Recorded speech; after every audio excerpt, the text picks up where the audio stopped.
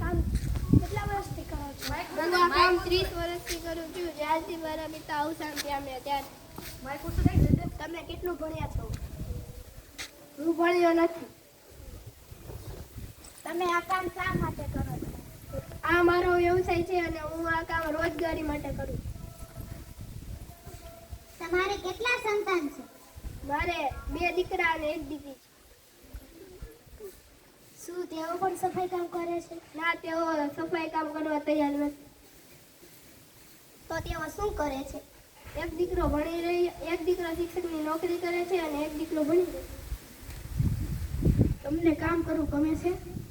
નથી ગમતું. ગંદકી કોઈને ગમે? મને તો ભણેલા ગણેલા લોકો આ રીતે ગંદકી કરતા જોઈને વધારે દુઃખ લાગે. ગંદકી કરે અને ભણેલા કહેવાય. તો હવે આ કામ કોણ કરશે? હવે આ કામ દરેક વ્યક્તિને જાતે કરવું પડશે. જો આ ગંદકી બંધ કરે અને કચરો ઓછો કરે તો અમારું કામ પણ ઓછું થાય અને દરેક વ્યક્તિ સ્વચ્છતા બાબતે ધ્યાન રાખે તો તે જરૂરી છે.